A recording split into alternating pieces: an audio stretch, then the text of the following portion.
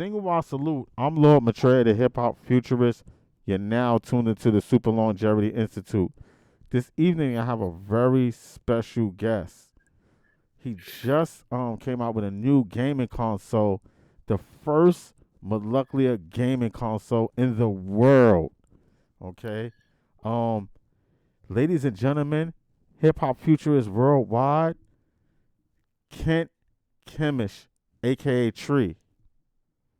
How you doing today? I'm great. I'm great. I'm alive. I got the sun coming through the trees. It's a beautiful day. Well, it's wonderful to talk to you. I'm very thankful to have you for the at the institute this evening. Um, you know, I'm really excited because Demon Pore, man, when I seen it for the first time, I was just like, wow, this is such a wonderful idea.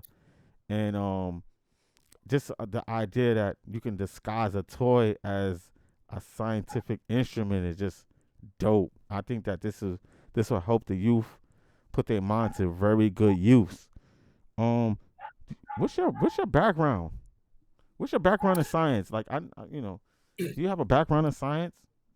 Oh yeah, yeah. I've got like I'm a total weirdo when it comes to the world of science. So, okay. So the normal stuff is that I was trained in genetics and molecular and cellular biology at the Arizona Cancer Center, and that was stuff I did as an undergrad. Mm-hmm. And then I went to work for this guy named Aubrey de Grey that I think you've heard of. Of Everyone course. in the transhumanist community has heard of Aubrey. Mm-hmm. And this was like back in the mid 2000s. And I worked for Aubrey and the Methuselah Foundation at the Biodesign Institute in Tempe. And we found the first enzymes that could break down age-related aggregates in the back of the eye. Um, so that was pretty cool. But I'd say I've got a weird background because I didn't go into science formally until my late 20s, and I I, uh, I like to tell people I think I was trying to be Thomas Pynchon or Jack Kerouac before then. Um, and I always had it like in my heart to do something about aging and to become a scientist, but I wasn't sure that I had like the temperament to become a scientist because I was very passion driven. I was a very, I'd say, emotional person, Mm-hmm. uh, more interested in being creative than in being smart, I guess. And so I wasn't sure if I could excel as a scientist. Mm-hmm. Um, but I also felt like morally driven to it because I've had the dream of solving biology since I was a little kid, Wow. and I was a very technical kid until I Mm-hmm. was about 11. All I did was program my Commodore 64, and I was a very quiet, very introverted kid. And then I went through this phase change and became sort of a provocateur and uh, uh, a fan of weird things and weird movies, weird literature. And I knocked Mm-hmm. around for like 13 years, from like age of 12 to my mid 20s, uh, trying to make great art, trying to touch people emotionally. But then there was a phase change, and I decided I'd rather be a foot soldier in the army of science than the greatest artist of all time. Mm-hmm. But I also found that like having that unique, weird perspective on science and not really encountering people who had come to it from my background gave me like a way of seeing things that other people didn't see. So that was Mm. valuable.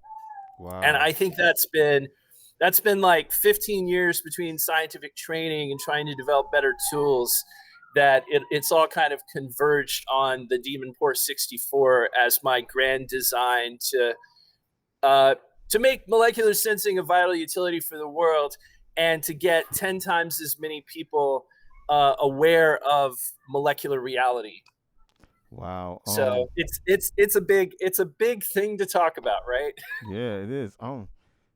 You have a co-creator that work on this with you, right? Don't you have a partner that you work with, right? What is his name? Uh, we've worked with a lot of people. We worked with so there's this guy named Charles Gaillard who's a Mm-hmm. Frenchman, very young, very passionate. I met him because he basically sent emails to everyone in the longevity community and in transhumanism, asking them if he could come visit them when he was on this road trip across the United States, hitchhiking and trying to like figure out the world of science. And I glommed onto him because like I saw this like intense, driven, like didn't care about the normal path sort of soulmate in him. And at the time that I started working with him, Demon Pore was not explicitly trying to make advanced scientific instruments disguised as toys. We were just trying to make a much more powerful type of nanopore sensor. And Charles and I had the first real breakthroughs doing that. And we did it with virtually no resources except some precision electromechanical instrumentation that had been loaned to me by some friends. And we got the first breakthroughs, and we used those to keep going and came to Silicon Valley and got into Y Combinator. And it's been about 5 years, 6 years in one form or another that I've been working specifically on nanopores. And in the past year or so, it's kind of shifted from the traditional business model where you would develop something like this that you sell for $50,000 to professional scientists, and you've only got a community of like thousands to tens of thousands of people in the world who have a use for it or already know what they want to do with it. But we want to turn that on its head and make something that is as easy to use as a toy, sort of like the easy bake oven of nanotech. And instead of just relying on professional scientists, we make a network that professional scientists can take advantage of for scale. So when I talk about the network effect is what actually will make this collectively the most powerful scientific instrument on Earth, is a bunch of people using it individually and playing around with it. So it's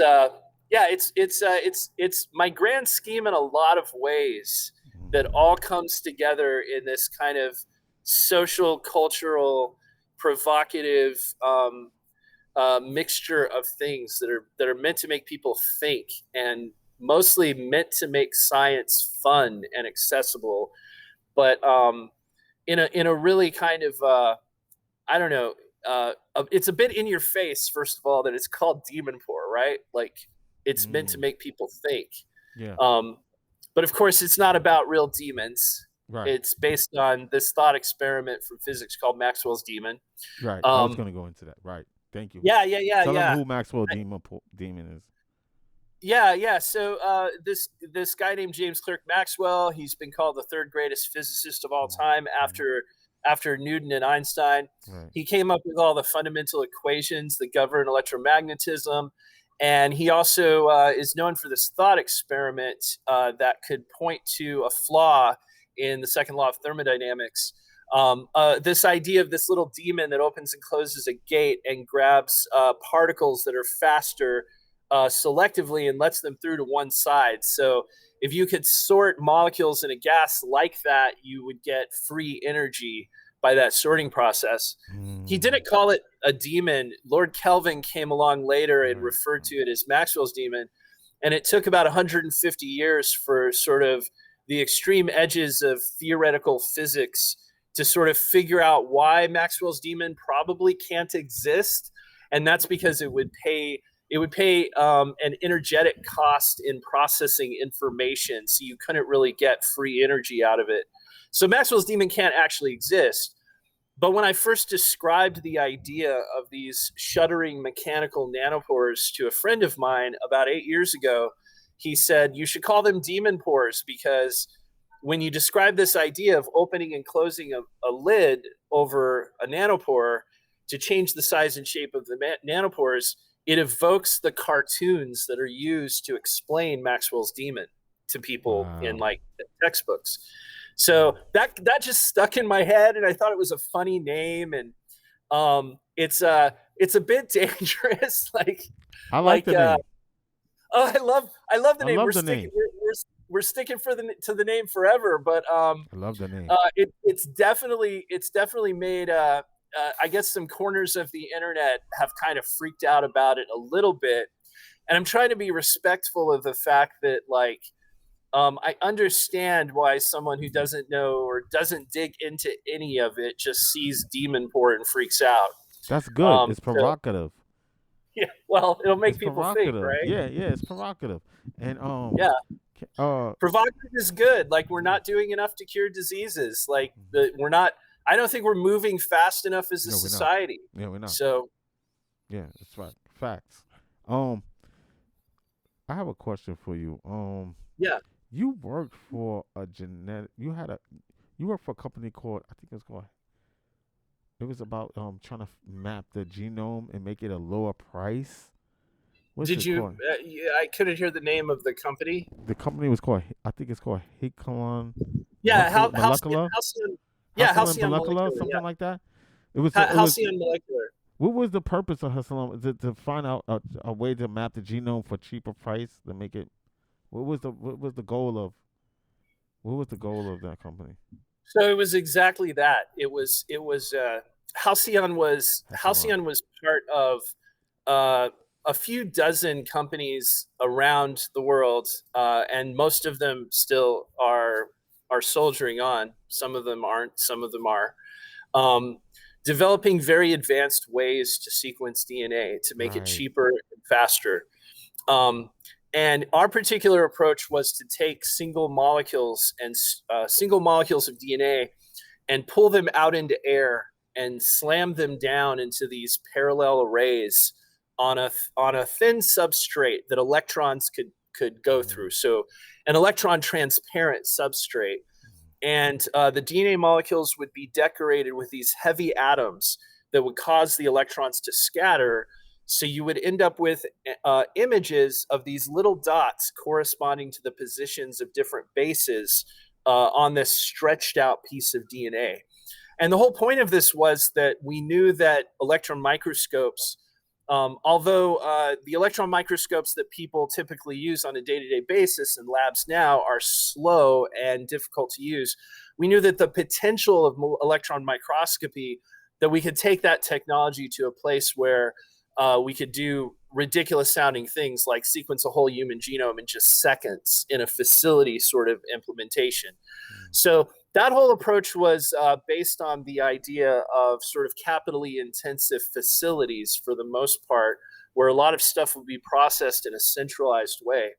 And we actually had some great breakthroughs. We sequenced DNA with electron microscopy, and I think it was the first substantial proof of concept for that. But you know, if the world worked, that like every scientific breakthrough was like immediately showered with all the cash in the world, we'd be in a better world. But the truth is, like, everybody doing biotech startups has to contend with business realities. And so from that perspective, it didn't work out. It was still a powerful technology. If we kept going with it, the entire world would be different if it hadn't failed from a business perspective. We would have high throughput electron microscopes getting whole connectomes in large facilities everywhere. It would be used for neurobiology. It would be used for like ultra fast, ultra cheap mapping of genomes. But let's put that in the past, because no regrets. I am glad with where we're at now with this technology that's not going to be in a big facility. It's going to provide a portal to everyone to like see molecular reality without millions of dollars. It's gonna enable molecular sensing to be utility scale, Right. like internet or running water. You're just going to be able to use the instruments we build after the Demon 64, the next gen consoles. Those are going to just open molecular reality to everyone, and it's going to become part of your daily life. And it's not going to be this esoteric thing in an ivory tower. It's going to be like, kids are going to know what the central dogma is. We're going to have a relationship with that fundamental level of existence that right now is just totally opaque to us. Yes. So it's worth doing. Yeah, definitely. Then did Elon Musk invest in your company? Yeah, Elon was he was an investor in Halcyon. Yeah. Yeah. So was Founders Fund. So were a bunch of different angels. Hmm. This was all back 2008 to I 2012 remember is this. when Yeah. most of that happened. Hmm. So yeah, Yeah. and bear in mind, Halcyon wasn't my company. I was part of. I say I was part of the founding team, Yeah. Yeah. but I wasn't the person who like would have those board meetings with the big Hmm. players who funded us. No doubt. How does your console act like a neuron in the global molecular mind? And another thing is, what is nanopores for my people who not really schooled in science? Yeah. Okay. Great. Great. Love talking about nanopores. So nanopores and nanopores are obviously tiny holes in like thin membranes. Okay, Hmm. so here's a thin membrane, and uh, you imagine like a tiny hole in that membrane, and there's water on this side and water on this side, and there's ions in the solution. So it's a salt solution, which is it's like positively charged and negatively charged anions in a like a piece of table salt get solubilized in solution. So you got salty water, and you've got electrodes on either side of the membrane. So here's the membrane, here are the electrodes, and you set up a current that causes ions to travel through that tiny hole.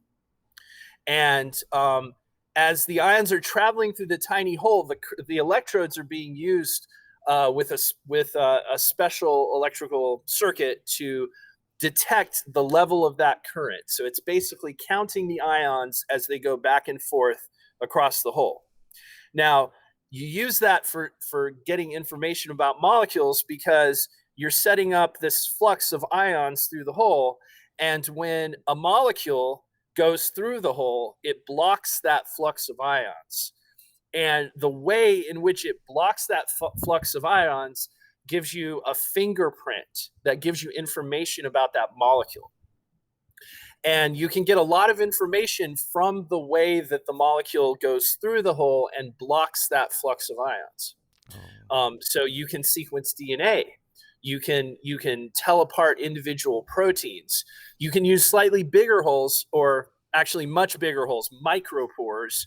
You can use micropores to like actually count entire cells, and you can do things like squeeze the cells and learn things about the biology inside the cells.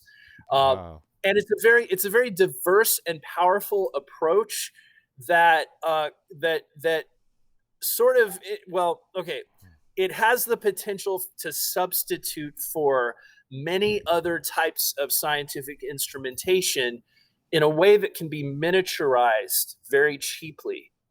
Wow. So if you look at an electron microscope can give you it can give you single atom resolved structural information about something that's put on a substrate with electrons coming down on it. But in a way, you can get at the same information from nanopores because nanopores can be single molecule sensitive. And then if you name some other techniques like mass spec, you can get things like mass spectrometry, which gives you information on the masses of individual molecules. You can also get that kind of information as the molecules pass through the tiny hole. So that's nanopores. I hope I've explained that without too much jargon. That's Just good. a tiny hole, things pass through it, and you interrupt a flux of ions, and that sort of gives you. You can almost think of it like it's casting a shadow in the ions, and that Mm. shadow like shows you the shape of it in a sense. Yeah. Wow. So okay, so that was Mm. nanopores. You also asked about the global molecular mind. Yes. Okay, Wow. so the global molecular mind is our fancy term for just the idea of having a bunch of these out in the world that people are playing with. Right. Something unique to this as a piece of scientific instrumentation is that you're only going to be able to run it by going to a website. Mm. And that has multiple advantages. First, it so much scientific instrumentation that people are using in institutions is sort of siloed. It's not connected to other scientific instruments. People tend to be competing against each other and not collaborating or sharing data. Yes. Or they're just kind of in their own bubble getting data on their own. Yeah. So the molecular TV, which is the website that we've developed that lets you see data from your instrument, that's going to sort of funnel all the activity into a collaborative social experience. And that's how the individual instruments act as neurons in the global molecular mind, which is a funny term. We called it the global molecular hive mind at first, but we figured the word hive would scare people off. So it's just the GMM now. And there was one more thing, and I'm way too far down the rabbit hole of rambling to remember what it was. Another point. Oh yeah, that this whole paradigm of using a website to run scientific instrumentation, that is that in and of itself, even if it weren't a gaming console, even if it weren't something really cheap and toy-like, that is a great approach to running any scientific instrumentation, because as most people who've been in the trenches doing science can attest, the scientific instrumentation that you have to install on the scientific instrumentation software that you have to install on your own computer is a huge pain. So being able to just go to a website and like run it from your phone or from your laptop without installing any special software, but a browser, that itself is like a really important paradigm shift.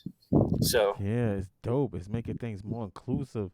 It's getting people interested in science. What is the goal of Demon 64? What are your goals are?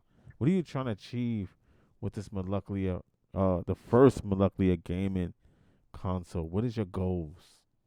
So the goal of the first generation instrument, the goal of the games in the first generation is to gamify the method development that will exploit the full power of solid state nanopores. So the power of nanopore technology, it's sort of like, you can think of it like nuclear fusion. You know that nuclear fusion is going to be this incredibly powerful technology that's going to revolutionize how we get energy. But you also know that people have spent billions of dollars and decades, and it's still like 10, 15, 20 years away. Well, only so many people can work on nuclear fusion. Like, you can't, we're not going to make like little nuclear fusion reactors for like millions of people to play around with to figure out nuclear fusion. Right. But we can do that for nanopore research. So from the first time, the late 80s, early 90s, when one of our SAB members, George Church, he was one of the first people to ever write. Yeah, the great George Church. Yeah. Shout out to George Church, please. Yeah. George Church. He's on our SAB. He's actually featured on the WeFunder site right now. And he's we've known him for a while, and he's very excited about this. I'll just say that. Yeah. I think he's got a twinkle in his eye, because for him it's all about, like, I know, kind of speaking for him, which I can't do, but I can say, like, I get the impression that George has been like a man of the cloth with just wanting to get biology solved with the tools that he develops, and having something like this that just democratizes this kind of esoteric corner of molecular sensing and gets a lot of people excited and playing around with it. I know that's close to his heart. To the extent you can talk about anyone's heart. But that's my inference, is that he'd be very glad to see us succeed at this. So George was one of the first 4 people to ever write a patent on nanopores.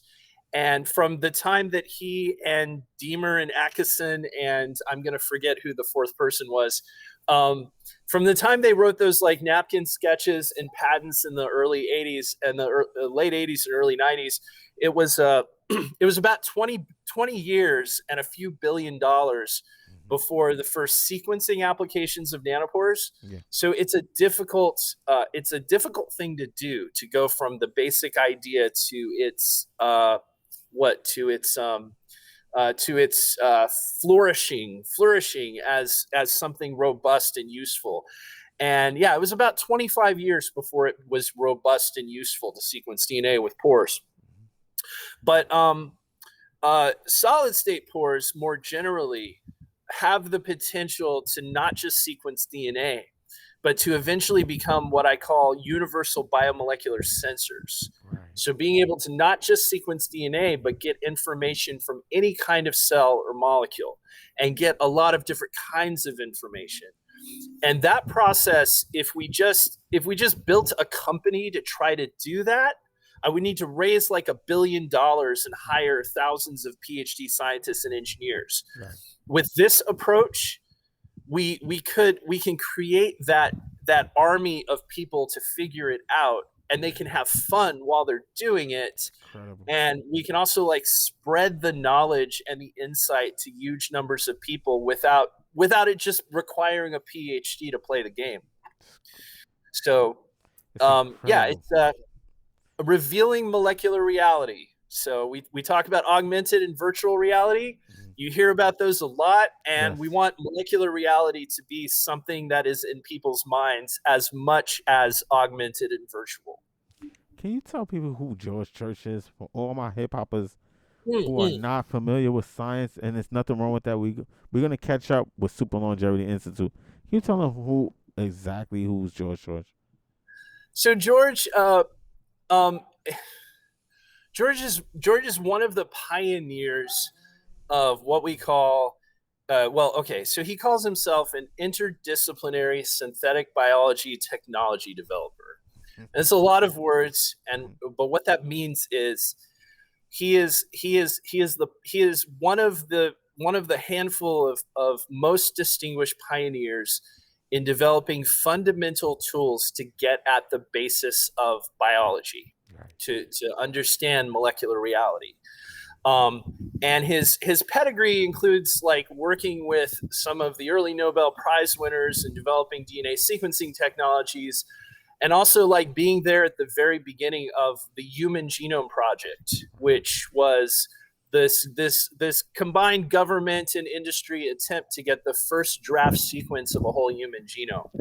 And those are a few of his main claims to fame. And he's got this massive, awesome, super productive research empire at Harvard, and he's also a professor at MIT.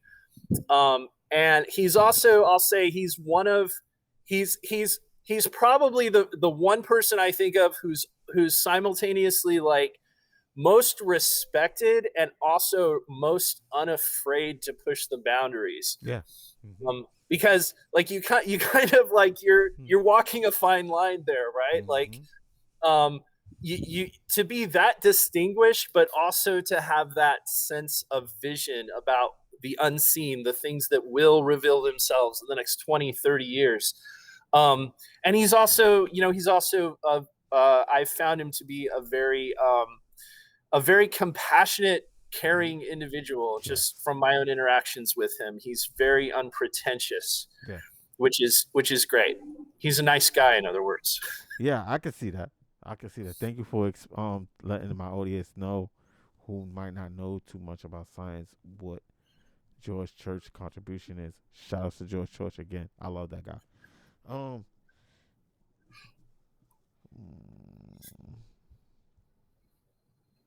Oh, I gotta ask this. Will Demon Pore come with a comic book? I'm asking for a friend. This is not even for Betrayal 1.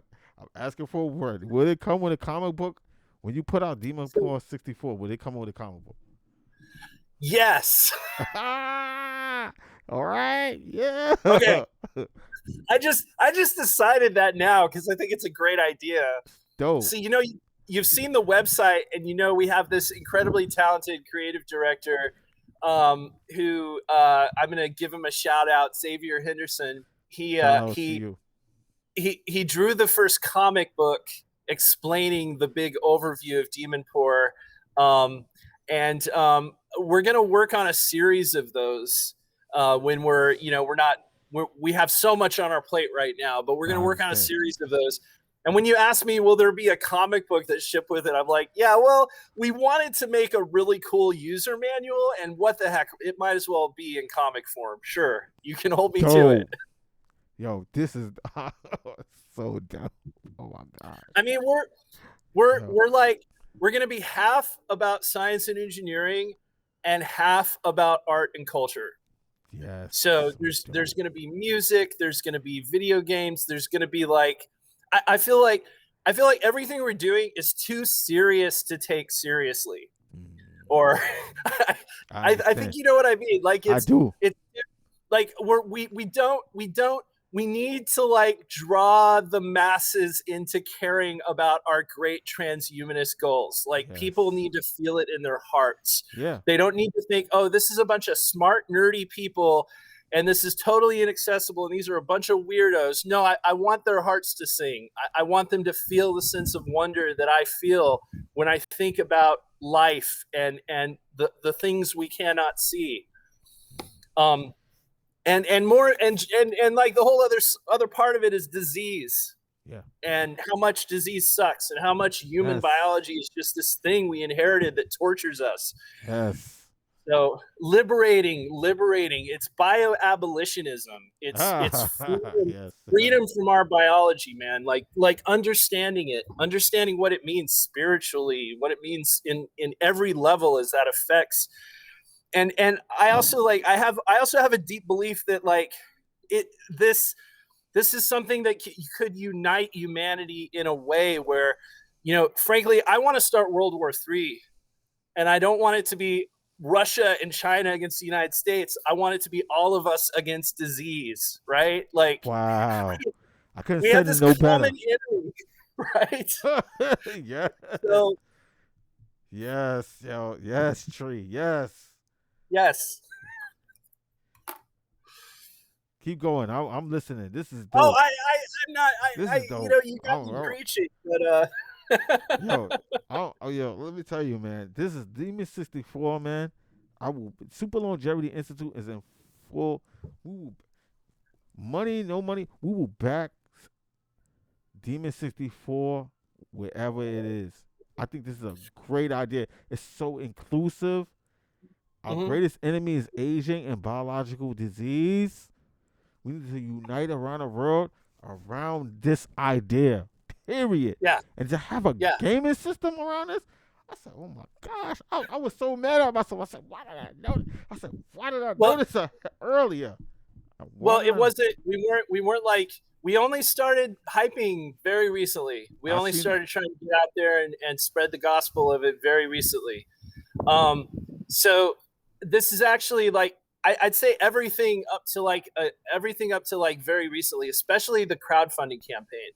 So the crowdfunding campaign is going directly to the people, and everyone who invests gets a free Demonpore 64 in the full launch at the end of 2022. We're going to make a few hundred of them available early this summer for alpha testers, but it's still going to be the alpha launch is going to be a few hundred instruments that we make available. But they're not going to be ready for a totally smooth experience. There's going to be things wrong with them. There's going to be bugs and fixes. Yeah. But right now we just have a handful of these things in basic electronic form with nanopores that can be switched in and out. And we want the experience at the end of 2022 to be like genuinely a no-brainer, completely fun, smooth experience. And everyone who invests in the WeFunder campaign is going to get one of those. But earlier on, because of the traction we got in the fundamental science, we were able to do a lot of science at the frontiers of nanopores, thanks to Y Combinator and other institutional investors and individual angel investors as well. But we're really attracted to this idea of using the crowd equity funding to we want all of our investors to be on this epic quest. We want all of our customers to be on this epic quest. The whole company is the game. And The game is for this fundamental thing that needs to happen on a civilizational level. So maybe if this is all a simulation, this is like one of the funnest mini games you can play. So listen, join our epic quest. Listen, put your Monopoly. Shout, no disrespect to Monopoly, but Demon Pore 64. I'd rather have a Demon Pore 64. It's making things inclusive. We're trying to solve the problem of all molecular problems that exist on a molecular level. This makes it inclusive, so everybody can participate. Everybody can participate. I just want to shake the screen like everybody can participate in this quest to defeat aging and all these biological diseases, man. And it's also it's a portal. It's going the next gen instrument after the Demonpore 64 is going to be like molecular holographic television. Like it's going to be powerful enough that you're going to get the sense of opening up this portal to another dimension. And I think that should be everyone's birthright. Like we should just all come into this world with the ability to see what we are. Right. So that's yeah. When I was a kid, I was a Southern Baptist preacher type kid, and I left all that years ago. But it's like that kind of feeling is still in my heart, and I feel like that about this. But yeah. Wow. Who was on Demon Pore's advisory board?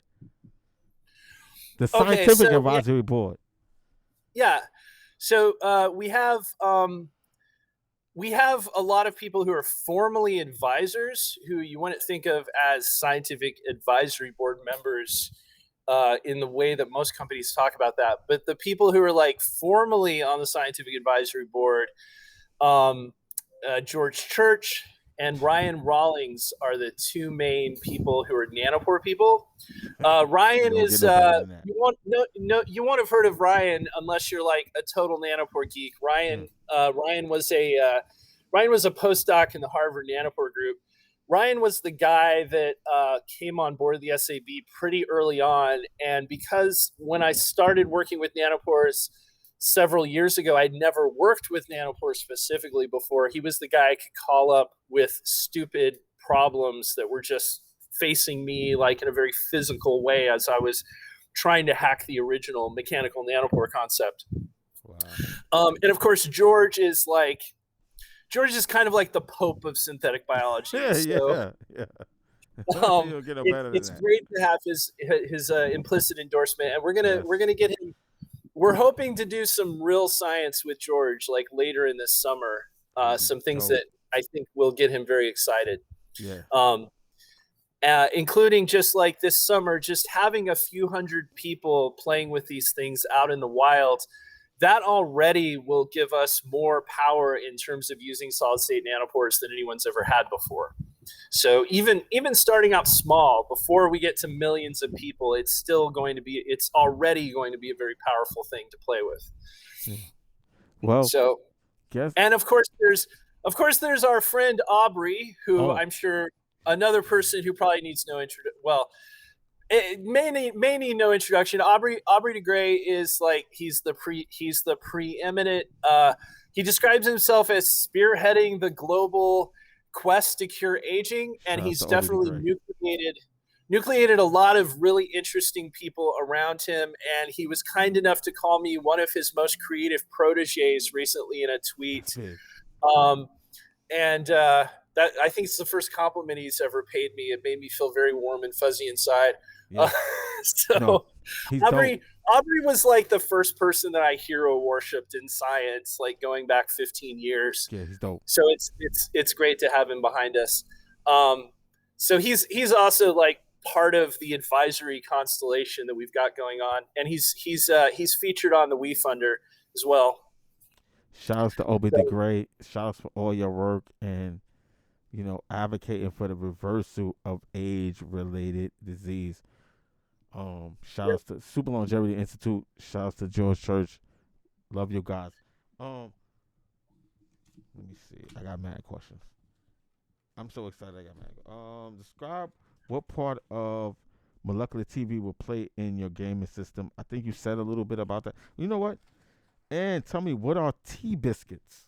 I need to know what tea Oh biscuits. my God. Wait, can you hold on 1 second? 1 second. I'll be right Yeah, back. One yeah, second. yeah, yeah.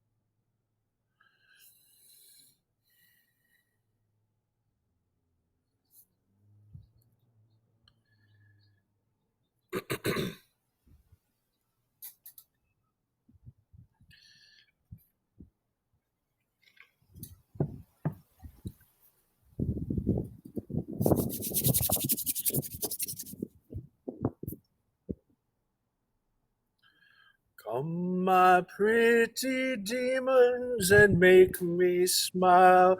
You don't know like I know. You don't know like I know. Come, my pretty demons, and make me smile. You Sorry don't about that. know like I. I'm back. That's okay. I was just singing the Demon Pore theme song, so you got that on Oh, camera. dope. Oh wow, dope. Um, yeah. So I want to explain what the molecular TV is about. Um, Okay. with and how it will work with the console because we definitely gonna promote this. We definitely gonna promote Demon Pore 64 on Super Longevity Institute. So I want everybody to know how this actually works, what the molecular TV is about, and I want to know what Tea Biscuits about. Okay. Oh, you want me to talk about tea biscuits? Yeah. Okay, so we have a we have we have a very talented CTO who has worked for other nanopore companies, and he did most of the heavy lifting on the design work for the electronics that we're going to use in the Demonpore 64. And he has this delightfully eccentric habit of naming different boards and different electronics after sweets and cookies and things like that. Dope. And I was actually just in a store the other day, and I noticed for some reason, like the little neighborhood market here sells this thing called tea biscuits, and I think they're just like these little sweet cookies. Um, and yeah, that's pretty much it. He's decided to call it tea biscuits, and it stuck. So what tea biscuits is it's the full.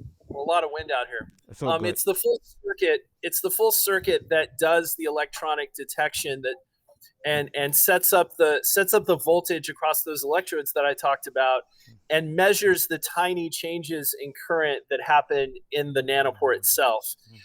So it's called tea biscuits. I like the name. For no special reason except that he likes to name things after sweets. I like it. It's dope. How will you upgrade Demon Pore 64 in the future? So in the future, the next one, the next gen console, is going to have a lot of individual pores, and it's going to utilize something called ASICs, application specific integrated circuits. So what those are is just custom electronic circuitry that costs millions of dollars to develop and can't be done overnight. We put together Tea Biscuits in the course of several months without millions of dollars. But the main issue with the next gen console, this thing that'll be more like a molecular holographic television, is because the first part of the games, the first part of the community is going to be focused on method development. It's mostly going to utilize a single pore at a time. Right. So a single pore can be really powerful. You can learn a lot from a single pore, but you can't really do diagnostics. You can't really do high throughput experiments. That's where the global molecular mind comes in, where you can get sort of a virtual super powerful instrument by combining all this data from single pores. But if we want a single instrument to act as something that can do FDA approved diagnostics, that can look at a lot of different biomarkers in your blood, or that can just a single console being able to do high throughput biological sensing, that'll require ASICs. That'll require a different kinds of nanopores than the ones we're going to roll out in the first generation, and that will actually let the next generation console do FDA approved diagnostics. So no more blood tests, no more going to the doctor to get blood drawn. People are just going to have a relationship with this thing that's sort of like a molecular PC, which is, by the way, we might call it molecular PC. Crazy. That just like lets them get all this rich information in a high throughput way. So the next gen console, the single box itself, that will take us 2 or 3 years to get out into the world at least, that will be as powerful as the entire global molecular mind will be over the next couple of years. So it'll be like this. It'll be this multiplying factor where we'll go from the Demonpore 64 to the molecular PC, and suddenly everyone who has a Demonpore 64, it'll be like the entire network is multiplied by itself. And we'll be able to do some things that sound borderline miraculous now, but are just a matter of scale. Right. And we'll actually, and not to neglect, not just the power of the instruments, but the power of having a ton of people who know nothing about molecular biology thinking about it all the time. Like right, it's just a whole other level of a cultural influence that we could have.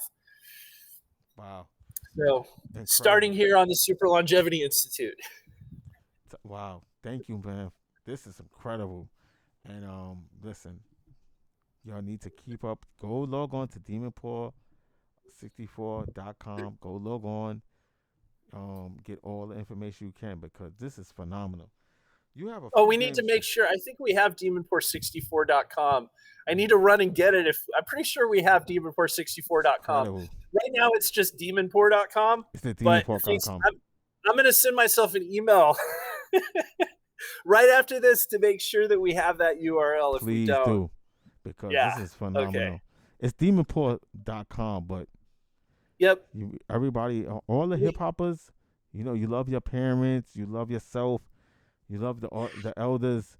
Get this game for yourself and for your kids, because this, you can add to the fight against aging and all diseases. This is a game that's gonna help do that. And so, you can go into all the blogs you want about hip hop. Here at Superlongevity Institute, we don't care about views. We only care about promoting of authenticity. We're all about authenticity over here. We want to see humanity go forward. We don't care about nothing else. If it's gonna do something to help humanity go forward, we in. We are in. You have a few games. That's what I love to hear. Yeah, you have a few games in the early stages of development. Tell us about some of the games in the development about that. So the most primitive one is something we call Spike Hunter, which is, you remember Spy Hunter from the arcade games in the 80s? We love So games. We love arcades. Mm-hmm. yeah, so Spike Hunter is just a pun on Spy Hunter, and it's the very simple game that we developed that we're developing internally. It's like it's the Pong of molecular sensing.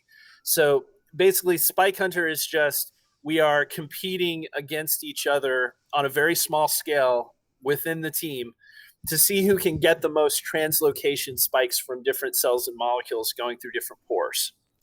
Um, that is the proto game. That is like pretty much the simplest possible game we can play with nanopores. And the other ones we're gonna be revealing more as we get the art done, as we actually show how we're going from raw current to different types of visualizations. So a lot of it is just directly going from so on one level, there are going to be the action games, the things that are more like simple video games, where the whole point is to just get people to put stuff through the pores. And you can have fun with that without really digging into the details of the science. And that's more along the lines of the molecules themselves will generate a gaming experience. And that's like one type of game that you can play kind of for mindless fun, which is fun is great, especially if you're generating data for nanopore science. The other type of games, probably the ones we're going to focus more on this summer, involve specific niches in biotech research. So, for instance, Dragon Tyrant Must Die refers to this. You've probably heard of, I'm sure you know about Nick Bostrom's Fable of the Dragon Tyrant, right? Yeah, I love it. Mm-hmm. So Dragon Tyrant is going to be all about aging research. And the first grand phase of Dragon Tyrant Must Die is going to be about detecting age-related molecules, like actually being able to use solid-state nanopores to get information on molecular and cellular features that change as we age. That's the first phase of Dragon Tyrant Must Die. The second phase is actually to test interventions and experimental protocols. And then the third and final phase, because these games are going to play out over years, the third and final phase is going to be, so it goes, we must see the Dragon Tyrant, we must attack the Dragon Tyrant, and then we must kill the Dragon Tyrant. And killing the Dragon Tyrant is going to be the final phase where we're actually developing therapies and people are testing different therapeutic interventions. We're talking later half of the decade here. We're talking about things that will happen in the second or third generation instrumentation. The first generation is just going to be focused on the things that we need to be able to do with solid state nanopores to really do aging research. And so that's one of the games. And I can talk about all the different games that we kind of talk about on the website that we're passionate about, all of them. And they're all going to involve a combination of someone who is the game developer and the chief creative and the scientists who are going to be guiding that whole experience so that the players are getting data that is useful in terms of these bigger experiments, which is not necessarily this top-down hierarchical thing, because it's people are going to be able to go a lot deeper than like the base simple level of the game. So they're actually involved on this deeper level, sort of like early developers of video games, where the moves that they make in the game are really about getting better data and answering those questions. But we don't want there to be any daylight between developer kit and console. Like if you want a Demonpore 64 and you just want to play with the joystick and move the current level around and fight monsters that are generated by these cells and molecules, and you don't want to go deeper than that, that's great. You can just like do a service to science by playing with the instrument and generating data. But if you want to treat it more like you're a developer, if you want to go deep as you want to into the science, Molecular TV is also going to be a place that brings people together, so that it's it's sort of like a social molecular network, where it engages with this actual physical object, this advanced scientific instrumentation, and lets people share ideas, lets all of their sort of lab notebook equivalents automatically be shared with each other as they're tuning into the different channels that correspond to the different games. And a lot of the games we've envisioned will be kind of like game shows. There'll be like a live component where people are competing to get this or that result. And all while we're doing this and we're having fun, we want to be wrapping up the knowledge in like this completely fun way where you're learning molecular and cellular biology at a PhD level without ever breaking a sweat. Where it's kind of just being transmitted, just like you listen to music and you memorize like thousands of pages of lyrics without even trying. We want to ingrain the basics of molecular and cellular biology in people's mind simply by entertaining them and getting them engrossed. You know, there are hundreds of millions of people who play Fortnite, hundreds of millions of people who play this one game. And you can get pretty sophisticated in this game. You can really try to become an elite player in Fortnite and try to be one of the best players on earth, or you can just treat Fortnite as this fun thing that you do casually. And molecular gaming will be the same way. But our ambitions, like in terms of making the network into the most powerful scientific instrument of all time, we don't need hundreds of millions of people. We need like some tiny fraction of that, like 0.1% of. We don't need 600 million people to make it the most powerful scientific instrument on Earth. When we get into the tens of thousands of people, we could already start to make the argument that it's the most powerful scientific instrument on Earth. Now, can we bring hundreds of millions of people along on this journey? Well, maybe, but we aren't. I mean, it would be great to do that, but we don't need to aim that high to create something incredibly powerful. So, wow. Thank you for explaining that. Yeah. Wow. Where will this game console be sold? Will it be direct to consumer? I had. If anybody wants to help me get in touch with the GameStop CEO, that would be. If you can do it, man. No, I will. We will. Everybody that's listening to, we will. I will. No doubt. This is incredible. Yeah, like I think that would be an awesome partnership to announce that, hey, we're gonna sell these at GameStop. So if I can get in touch with the GameStop CEO, so the default, if we can't sell them at GameStop, is one of our URLs is demonporium.com. And we'll just sell it through the Demonporium along with reagent kits that are game specific, Nanopore cartridges that are game specific, and all sorts of other fun stuff, including like different kinds of scientific instruments that'll become accessories for the Demonpore 64. But avenues to sell things, sure. Why couldn't it be on Amazon? It could also be on Amazon. But yeah, I would love to talk to the GameStop CEO. I've been working on that for a while, but I think he's had his hands pretty full with the whole craziness of the stock going through the roof. And if the timing is right, where suddenly like GameStop could say, hey, we're going to sell the world's first molecular gaming console, that could be good for GameStop and for Demonpore. So exactly. let's talk to that guy. Let's get him to watch this. Yeah, come on. You're not gonna never have another gaming console like this. This is very unique.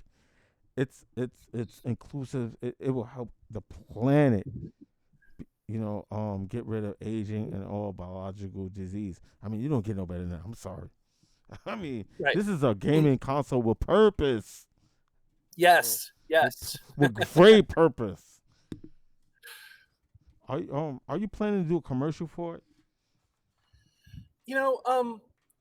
I guess something we're working on right now, or that we're going to try to we're putting together in the next couple of days. I'm not sure when it's going to drop. Is a video that really explains nanopore science to people. I've kind of like gone over some of the nanopore science a little bit, but this is going to be sort of a full-on extravaganza of showing a lot of data from different nanopores and sort of I think this video that we're working on, it's going to be aimed at professional scientists to get them on board, and it'll be a bit jargon laden, but I think but still fun enough. We hope that like anyone who nerds out on it shares it. But for like just commercials that show up on TV, it's an interesting thought. Or that just show up in a Facebook feed. It's an interesting thought. I think we hope to be able to attract some like really brilliant marketing minds that can figure out like the thing that really excites people most about this, the core of it that really gets them excited. Because right now I still think it's a little too weird to explode and for everyone to understand it, and that we need the first couple of 100 players this summer for it to have that effect of people going, wow, that looks like fun, I want to be a part of that. So yeah, we'll work on, I think the comic book, great idea. Commercial, a great idea. You know what else, this is kind of a random idea too, maybe something I've kind of fantasized about. Do you get robocalls on your cell phone? I sure do. Have you ever gotten an interesting one that you actually wanted to listen to? Sure. Definitely. I haven't. Like, I've never heard like a robocall that was like interesting. And I thought it might be cool to do some kind of like robocall advertising. Hello, this is Kemmish with Demon Pore Incorporated. Would you like to hear about the world's first molecular gaming console? I don't know. No, that's a good idea. No, that's a good idea. No, that's a maybe great idea. No, that's. I mean, robocalls are cheap. We could try it, but they're almost all for like, they're either scams or they're like meant to sell insurance or like timeshares and stuff that people don't really want to be advertised out about. So maybe it'll start with the Demon Pore theme song and then us talking. I don't know. I'm spitballing. Like we've gone beyond like interview territory into we're just brainstorming now. No doubt. And wow. Let me tell you, I think this is a great idea. Like I said, and let me tell you something. I'm connected. I know hip hop is from all over the world. Make no mistake about it. I don't care about my views. I know hip hop is from all over the world. Period. Everybody know. And when I sent the Demonpore console, and I said, yo, I'm having Kemmish tree on the interview. They said, wow, that's interesting. People was interested in this. And I'm talking about hip hop is from all around the world. I'm talking about from mainstream to underground. They're always interested in this idea. I love it. They was all interested in this idea. You can tell them like right now, because we're doing crowdfunding, a single tweet from somebody with a lot of followers could really help that go through the roof. So we've raised about 130K so far on the platform. We got a ways to go. It's going to be like 60 days of like creating hype and building up to it. Right now we have what we need to release the alpha console this summer. But if we can get eyeballs on it, if we could get people to both invest, and when they invest at least $100, they're guaranteed a free console when we do the full product launch. So if one of those folks who has a lot of influence just says why they think it's exciting and sends out a single tweet, we would be infinitely appreciative. So, So that would be beyond awesome. Yes. Don't worry. Please. Superlongevity Institute got you, Tree. We're gonna make it happen. Awesome. We're gonna make it happen because this is right up our alley. We want all people to live long, healthy lifespans and stop fighting one another and fight disease and all these social ills. That's what we want. That's what Superlongevity Institute is about. So we got you on this. I'm working on that right now as we speak. Great. That's awesome. I'm definitely working on that. We just gotta Thank you so much. Oh, That means this a is my lot. pleasure. That means a No, lot. no, Good to hear it. thank you for this is a wonderful project. When I read about it, I was like, oh my god! I was like, why didn't I know about this a year or two later? I said, I gotta get on my job. I said, this is amazing.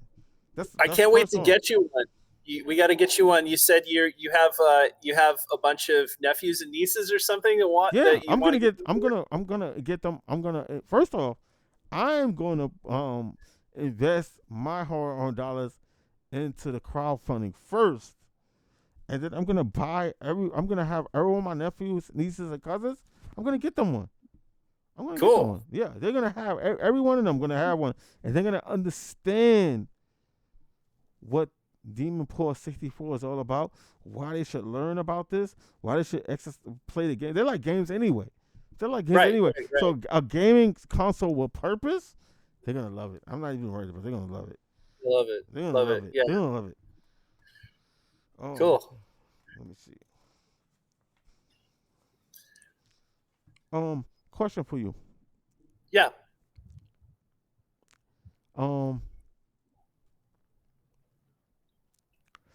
So when do you think this is gonna actually?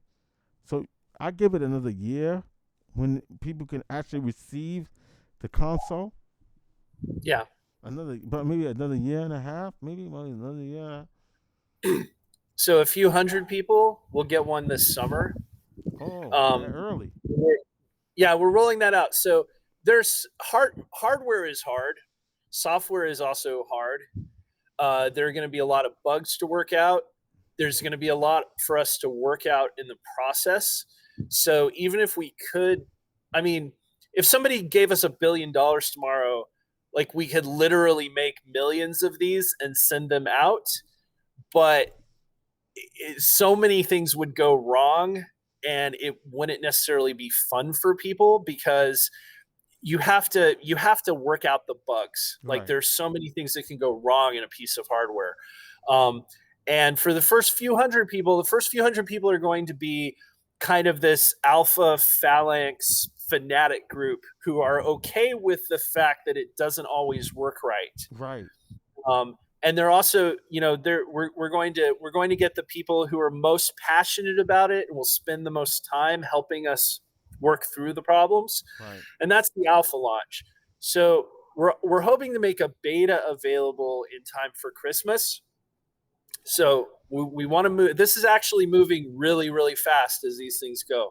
We make the beta available around Christmas so people order it for the Christmas season.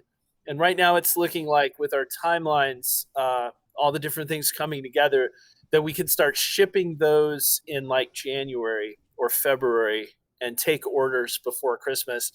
And that's going to be around 10,000 would be reasonable. So that's still not mass consumer, but 10,000 people is a lot. Right. So we're going to have to work out those bugs this summer. But when that starts to go smoothly, then the sky's the limit. Then we want to sell 1 million of them by the end of 2022. And that'll be the fully worked out product that that doesn't have all those bugs that we have to sort out in the alpha. And that'll be late 2022. And that's the thing we're promising to everyone who invests, is that we will make sure that they're first on the list to get those in late 2022. Give us some time between summer and Christmas of 2022 to deliver on that. But that'll be the full product launch. That'll be like, it'll actually be 100% fun, whereas the alpha console is going to be like 60% fun because there are going to be things wrong with it that we have to work out. Right. Yeah, that's understandable, definitely. Yeah. Tell us about Raindrop Planet. Okay. Yeah, Raindrop Planet. So Raindrop Planet is our game that's going to be about both microbial communities and the environment. So we call it Raindrop Planet because we're going to give everyone this little custom microfabricated little glass vessel that has microbes growing inside of it. So it has a whole little community of different microorganisms growing inside of it. And that's going to kind of be like a Tamagotchi, except it's alive. And those microorganisms, you'll be able to take other things like from your backyard or from the environment and mix those in and watch how those interact. And we call it Raindrop Planet because it's really about environmental monitoring at a microorganismal level. So that will let us that'll let us understand things about microbial ecology in these little custom environments. And will also let us understand as people construct their own little microbial aquariums in the form of this little teardrop-sized vessels, this little teardrop-sized vessel, that'll let us understand a lot of things about the environment in terms of microorganisms that we don't know yet. So that game is more oriented toward molecular ecology and the environment. Like something that's close to my heart is, and why I care about this is I'm all down for like the full on transhumanist, like completely understand physical reality and create these robust synthetic biology environments where we grow these places to live. But I want to do most of it in the rest of the solar system. And I want Earth, like I'm hoping that Earth, and this is like a balance we're going to have to strike as a human family, is that there are people that we want to respect who will want nothing to do with synthetic biology, and they're going to want the Earth to be untouched. But we've got this whole universe that seems to be mostly just rocks that we could live on and transform into these amazing paradise-like environments.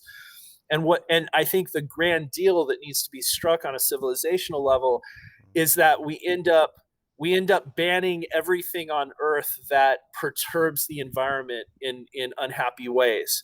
That we keep things as native and natural as possible in respect for people who want to keep things that way. But then the rest of the solar system is ours to engineer. It's ours to create those complex, amazing things that synthetic biology will allow us to create. But then also we could use synthetic biology here for manufacturing, for doing things like growing houses, and other things that sound like science fiction now, but they're only a matter of like figuring out the engineering principles of life, what Drew Indy calls biologizing industry. So we should biologize industry because it's not that great to like keep stripping metals out of the ground and mining things and like affecting. We've only got one Earth, like, right? If we're gonna live for billions of years and become super intelligent creatures, like I think we need to respect this like little sacred place and try to just kind of let it run its course and protect it.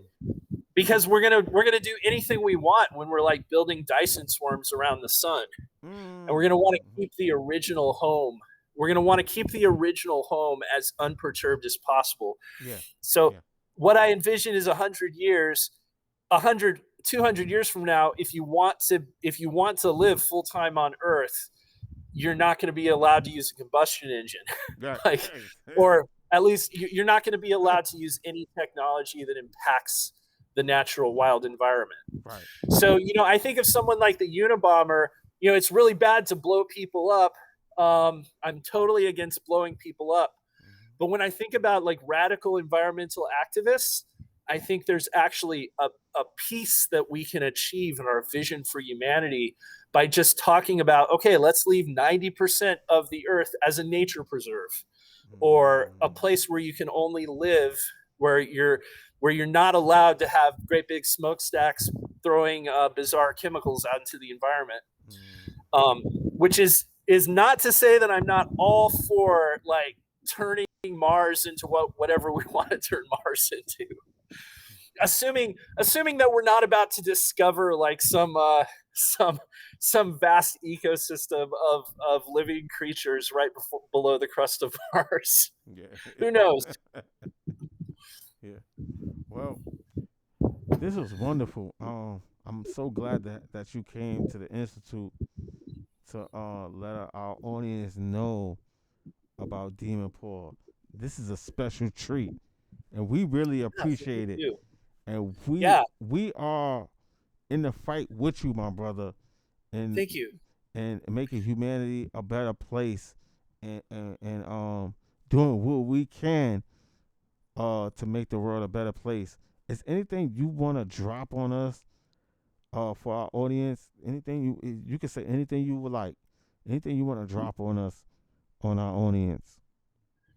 Oh man, what have I not said? Yeah. Um, yeah,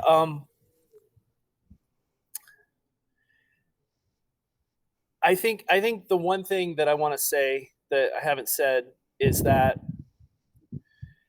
I think we talk about transcending death.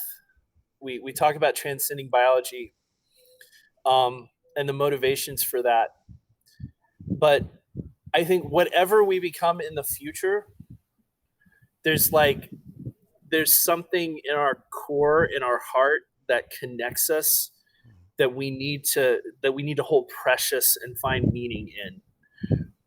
That it's not just going to be about us as individuals becoming like gods without that connection to where we came from and to these fuzzy feelings and sort of irrational motivations that we shouldn't deny. Like, we shouldn't deny our love of music. We shouldn't deny the way that a great work of art can make us cry. Like, we shouldn't deny our feelings, because like that's part of why we want to transcend suffering.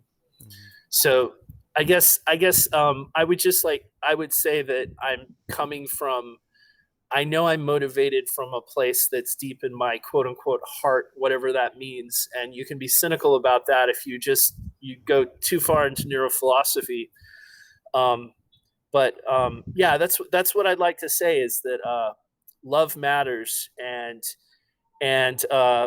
silly puppies and rainbows and all that actually matter. And whatever it is that we want to preserve about ourselves and about humanity, like let's not forget that we're all, we're just babies, man. We're just Yes, babies. yes, yes. Oh no, that's no lie. And shout outs to Tree, Kemmish, aka Tree, um, Superlongevity Institute, Definitely Blacks, Demon Pore 64 to the fullest. And Thank we you. will give a promotion. I'm gonna send this out to everybody. I truly Awesome. believe in what he's doing. I ain't make no money. It's not about money. I love what he's doing for humanity. And I'm Lord Matre. He's kicking his tree. He's the co-creator of Demon Pore. We truly want to give him his flowers right now and say that we really appreciate what he's doing. Okay? Um Thank you. yeah, we Awesome. definitely want to appreciate what you're doing.